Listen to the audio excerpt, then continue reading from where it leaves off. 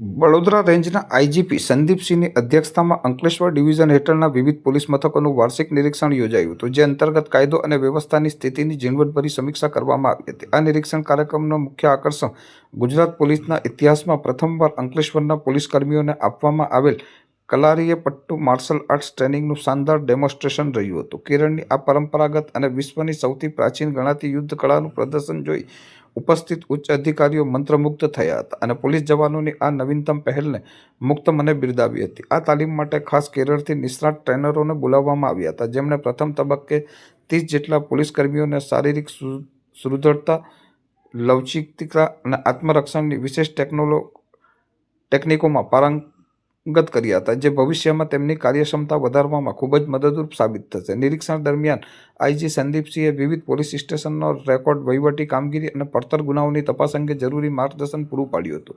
માત્ર કચેરીના કામકાજ સુધી મર્યાદિત ન રહેતા તેમણે રૂબરૂ અરજદારો સાથે મુલાકાત કરી પોલીસની કામગીરી અને વર્તન અંગે સીધા પ્રતિભાવો મેળવ્યા હતા, જેથી વહીવટમાં વધુ પારદર્શિતા લાવી શકાય. આ ઉપરાંત આગામી સ્થાનિક સ્વરાજની સંસ્થાઓની ચૂંટણીઓને ધ્યાનમાં રાખીને તેમણે પોલીસ અધિકારીઓ સાથે એક વિશેષ બેઠક યોજી હતી, જેમાં શાંતિપૂર્ણ માહોલમાં ચૂંટણી પ્રક્રિયા સંપન્ન થાય અને કાયદો વ્યવસ્થાની સ્થિતિ જળવાઈ રહે તે માટેની વ્યૂહરચના અંગે ચર્ચા કરવામાં આવી હતી. આ નિરીક્ષણ પ્રસંગે ભરૂચ જિલ્લા પોલીસ વડા અક્ષયરાજ મકવાણા, એએસપી અજયકુમાર મીણા, ડીવાયએસપી કુશલ ઓઝા સહિત ઉચ્ચ અધિકારીઓ અને પોલીસ ઇન્સ્પેક્ટરો ઉપસ્થિત રહ્યા હતા. વડોદરા રેન્જ તરફથી મારી કચેરી તરફથી આજે 2 કચેરીઓની મુલાકાત અંકલેશ્વર ખાતે લેવામાં આવી છે. એમાં સૌથી પહેલાં અંકલેશ્વર એ ડિવિઝન પોલીસ સ્ટેશનમાં મેં જઈને 14 જેટલા અરજદારોને એમની રજૂઆત સાંભળી છે. એમની રજૂઆતના યોગ્ય નિકાલ થયા છે કે કેમ એની ચકાસણી કરી છે, જરૂરી સૂચનાઓ પણ આપી છે. એ પછી મારા કચેરી દ્વારા જે અંકલેશ્વર ડિવિઝન છે એ ડિવિઝનની વાર્ષિક જે 2 વર્ષમાં એક વખત આપણે દ્વિવાર્ષિક જે ઇન્સ્પેક્શન લેવામાં આવે છે એની નોટ રીડિંગના આયોજન કરવામાં આવ્યા હતા.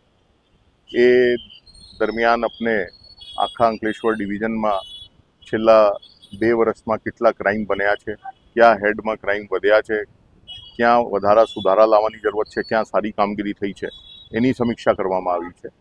અને મને કહેતા ખૂબ આનંદ થાય છે કે જે આપણે રેકોર્ડમાંથી મને ખાતરી થઈ છે એની વાત કરીએ તો ખૂબ સારી પોલીસ દ્વારા કામગીરી કરવામાં આવી રહી છે.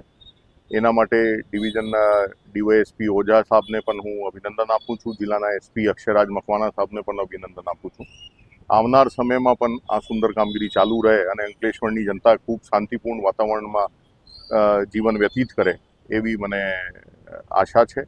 એની સાથે સાથે અત્યારે જે ચૂંટણીના આયોજન કરવામાં 26 તારીખે જે ચૂંટણી થવાની છે, 28 તારીખે એની કાઉન્ટિંગ થવાની છે, એના અનુસંધાને પણ તમામ અધિકારીઓ સાથે ચર્ચા કરવામાં આવી છે. એ લોકોને જરૂરી માર્ગદર્શન અને સૂચનાઓ આપવામાં આવી છે, જેથી આ ચૂંટણી પ્રક્રિયા પણ એકદમ સમગ્ર, ફ્રી અને ફેર મેનરમાં અને એકદમ શાંતિપૂર્ણ વાતાવરણમાં પૂર્ણ થાય એ તમામ સમીક્ષા કરવામાં આવી છે. છેલ્લે આપણે આ જે ડેમોન્સ્ટ્રેશન આપણે જોયા છે એ સુંદર તૈયારી જે પોલીસને કોઈ પણ અનફોર્સીન કન્ડિશનને ડીલ કરવા માટે જે પ્રયાસ ડીવાયએસપી સાહેબ પાસે તરફથી કરવામાં આવ્યા છે, આ લોકોને પણ હું ખૂબ અભિનંદન આપું છું અને ખૂબ સારી ટીમને તૈયાર કરી રહ્યા છે કોઈ પણ પ્રકારની એમરજન્સીને ડીલ કરવા માટે. Thank you.